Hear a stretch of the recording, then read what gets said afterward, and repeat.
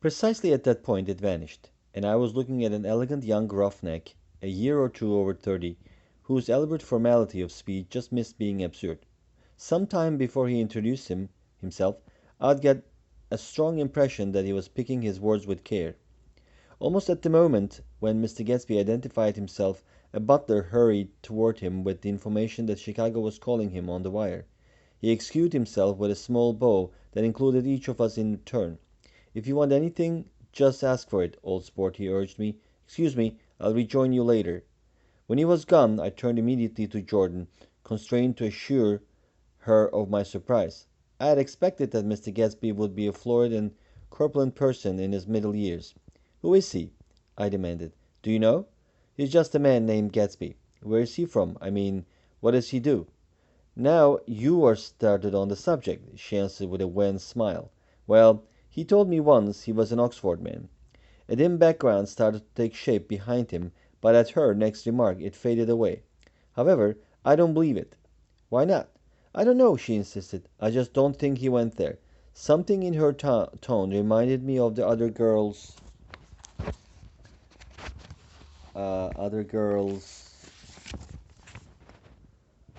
um, think he killed a man, and he had the effect of stimulating my curiosity.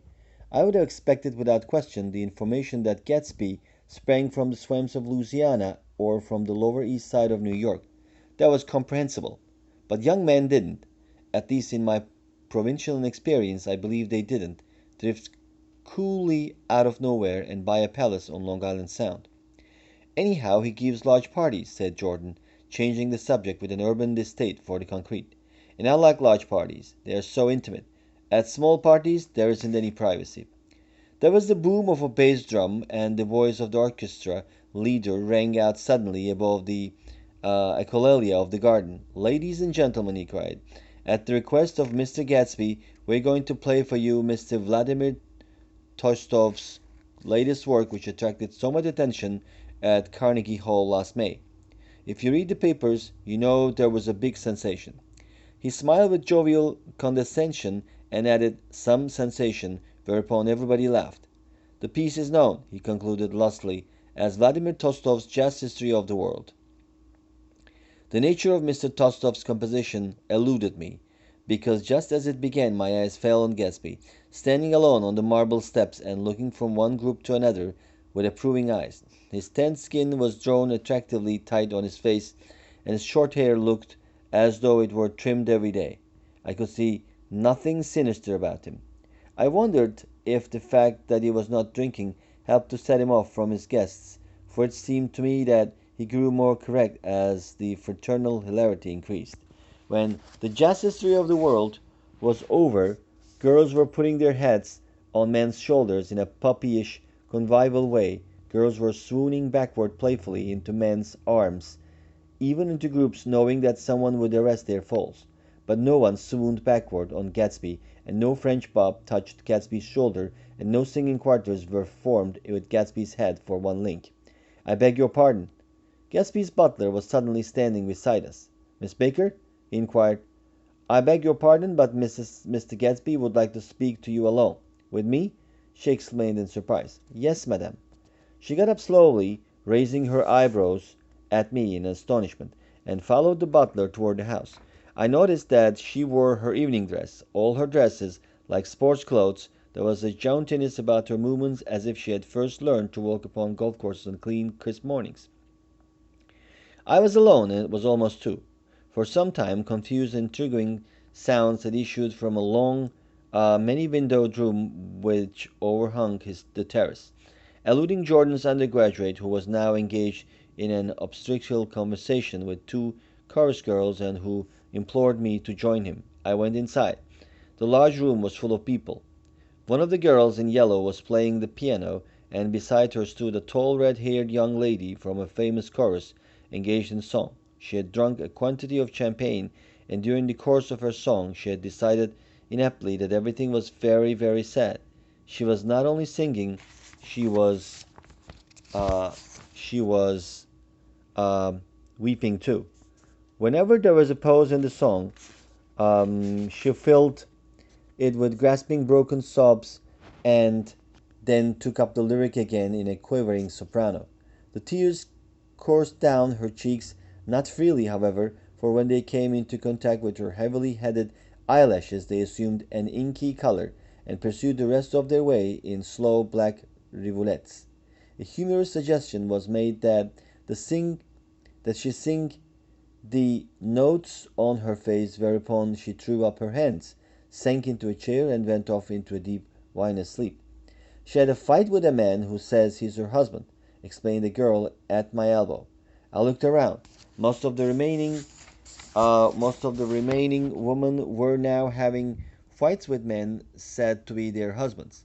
Even Jordan's party, the quarter from East Egg, where were rent asunder by dissension. One of the men was talking with curious intensity to a young actress, and his wife, after attempting to laugh at the situation in a dignified and indifferent way, broke down entirely and resorted to flank attacks. At intervals she appeared suddenly at his side like an angry diamond and hissed, "You promised," into his ear. The reluctance to go home was not confined to wayward men. The hall was at present occupied by two deplorably sober men and their highly indignant wives. The wives were sympathizing with each other in slightly raised voices. "Whenever he sees I'm having a good time, he wants to go home. Never heard anything so selfish in my life. We're always the first ones to leave. So are we. Well, we're almost the last tonight," said one of the men sheepishly. "The orchestra left half an hour ago." In spite of the wives' agreement that such malevolence was beyond credibility, the dispute ended in a short struggle, and both wives were lifted kicking into the night. As I waited for my head in the hall, the door of the library opened, and Jordan Baker and Gatsby came out together. He was saying some last word to her, but the eagerness in his manner tightened abruptly into formality as several people approached him to say goodbye. Jordan's party were calling impatiently to her from the porch, but she lingered for a moment to shake hands. "I've just heard the most amazing thing," she whispered. "How long were we in there?" "Why, about an hour."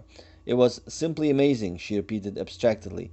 "But I swore I wouldn't tell it, and here I am tantalizing you." She yawned gracefully in my face. "Please come and see me. Phone book. Under the name of Mrs. Sigourney Howard, my aunt." She was hurrying off as she talked. Her brown hand waved a jaunty salute as she melted into her party at the door. Rather, rather ashamed that on my first appearance I had stayed so late, I joined the last of Gatsby's guests who were clustered around him. I wanted to explain that I had hunted for him early in the evening and to apologize for not having known him in the garden. "Don't mention it," he enjoined me eagerly. "Don't give it another thought, old sport." The familiar expression had no more familiarity than the hand which reassuringly brushed my shoulder. "And don't forget, we're going up in the hydroplane tomorrow morning at 9 o'clock." Then the butler, behind his shoulder.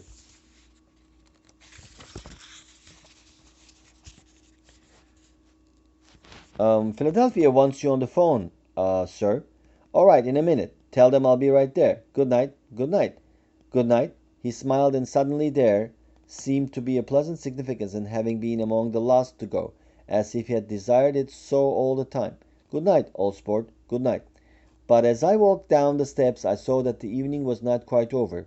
50 feet from the door a dozen headlights illuminated a bizarre and tumultuous scene.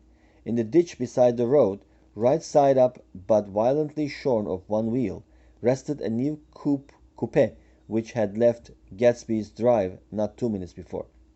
The sharp jut of a wall accounted for the detachment of the wheel, which was now getting considerable attention from half a dozen curious chauffeurs.